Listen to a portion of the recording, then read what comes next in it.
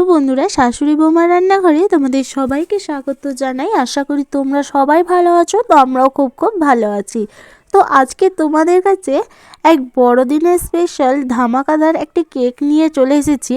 তো সেই কেক রেসিপিটা আজকে তোমাদের সাথে শেয়ার করব। তো আজকের আমার রেসিপি হচ্ছে জেব্রা কেক বা মার্বেল কেক। তো দেখো, জেব্রা কেক বা মার্বেল কেক বানানোর জন্য সবার প্রথমে আমি এখানে একটা অরিও বিস্কুট নিয়ে নিয়েছি। আমি যা কিছু এখানে উপকরণ ব্যবহার করব সেগুলো কিন্তু আমার ঘরোয়া পদ্ধতি বা ঘরোয়ার জিনিস দিয়ে। তো দেখো, আমি এখানে অরিও বিস্কুটটা গুঁড়ো করে নিয়েছি সিলের মধ্যে, আর বিস্কুটের ক্রিমটা দেখলে আলাদা করে দুধ দিয়ে ভিজিয়ে রাখলাম। তো যেহেতু আমার কাছে কোকো পাউডার নেই, সেই জন্য কিন্তু আমি এখানে বিস্কুটটা গুঁড়ো করে নিয়েছি। আর ভ্যানিলা এসেন্সও আমার কাছে নেই, তার জন্য আমি ক্রিমটাকে দুধ দিয়ে গুলে রাখলাম।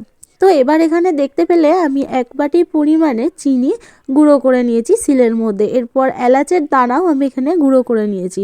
তো বন্ধুরা, যারা ভ্যানিলা এসেন্স না থাকবে না যাদের কাছে, তো তারা এরকম এলাচের গুঁড়ো কিন্তু ব্যবহার করতে পারো। তো দেখো, আমি এখানে নিয়ে নিয়েছি দুধ, সাদা তেল, ময়দা, চিনি, গুঁড়ো করে রাখা চিনি, এলাচের দানা গুঁড়ো, ক্রিমটা যেটা দুধ দিয়ে ভিজিয়ে রেখেছিলাম সেইটা। তো সবার প্রথমে আমি বাটিতে নিয়ে নিচ্ছি ময়দা, এবার দিয়ে দেবো সাদা তেল। এরপর দেখো, এখানে নিয়ে নিয়েছি একটা ইনো। যেহেতু আমার কাছে বেকিং পাউডার ছিল না, তার জন্য আমি এখানে ইনো নিয়েছি। তো তোমরা কিন্তু বেকিং পাউডারও নিতে পারো। আর দিয়ে দিচ্ছি এখানে পরিমাণ বুঝে দুধ দিয়ে ভালো করে সব উপকরণ মিশিয়ে নেওয়ার পর এখানে দিয়ে দেবো গুঁড়ো করে রাখা চিনি। তো সবার প্রথমে বলে রাখি, আমার চ্যানেলে যারা নতুন, তো প্লিজ চ্যানেলটিকে সাবস্ক্রাইব করে পাশে থাকা বেল আইকনটি প্রেস করে দাও। আর আমার চ্যানেলে এখনও যারা নতুন বন্ধু চ্যানেলটিকে সাবস্ক্রাইব করোনি, তারা ঝটপট চ্যানেলটিকে সাবস্ক্রাইব করে পাশে থাকা বেল আইকনটি প্রেস করে দাও। এবার এখানে আমি দিয়ে দিচ্ছি ইনো। এখানে 1 প্যাকেট ইনো দিয়ে দিলাম, দেখতেই পেলে তোমরা। দেওয়ার পর এখানে ভালো করে এটাকে মিক্সড করে নিতে হবে। এরপর দেখো, একটা আলাদা বাটিতে আমি কিছুটা সাদা আর কি ক্রিম রেখে দিচ্ছি। যে ব্যাটারটা তৈরি করেছি সেটা আলাদা রেখে দিচ্ছি। এবার আমি বিস্কুটের গুঁড়োটা মিশিয়ে দিলাম, দিয়ে দেখো ভালো করে মিক্সড করে নেবো। যেহেতু আমার কাছে কোকো পাউডার ছিল না, তাই আমি বিস্কুটের গুঁড়ো দিয়েছি। তোমরা চাইলে কোকো পাউডারও দিতে পারো। তো এরপর যে ক্রিমটা আমি আলাদা দুধ দিয়ে ভিজিয়ে রেখেছিলাম, সেই ক্রিমটা আমি এই সাদা ব্যাটারটার মধ্যে দিয়ে আর এলাচের দানাগুলো দিয়ে দিলাম, দিয়ে ভালো করে মিক্সড করে নিলাম। তোমরা চাইলে এখানে কিন্তু ভ্যানিলা এসেন্স দিতে পারো। তো এরপর আমি একটা পাত্রে যেটা কেক বানাবো সেইটার গায়ে দেখো আমি সাদা তেল লাগিয়ে নিচ্ছি।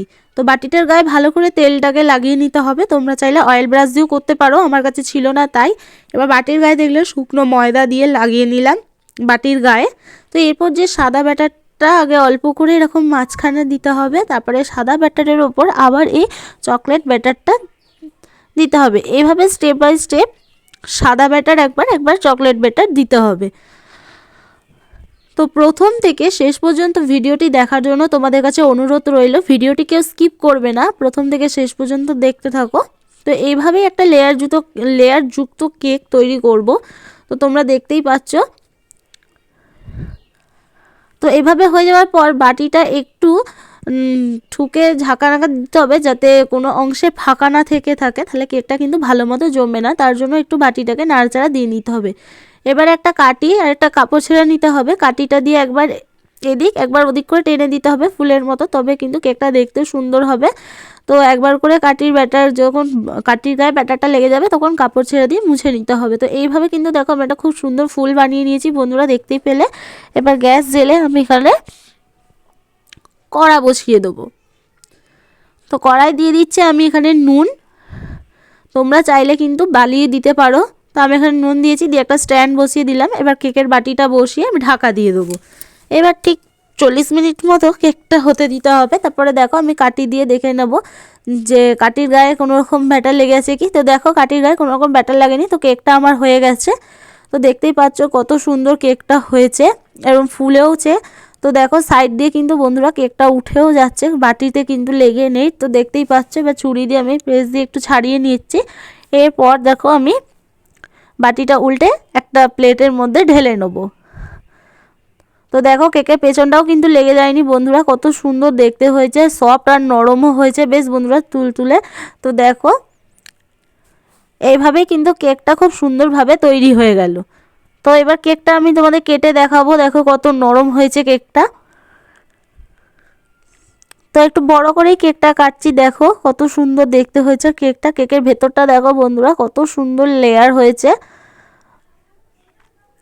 তো যদি আজকের আমার এই কেকের রেসিপিটা তোমাদের ভালো লেগে থাকে, একটা like comment share and subscribe করে পাশে থাকা বেল আইকনটি প্রেস করে দেবে।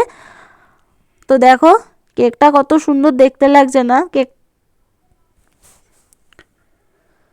তো এবার একটা খেয়ে দেখাচ্ছি, দেখো কেকটাকে কত নরম ও স্পঞ্জিও হয়েছে কেকটা।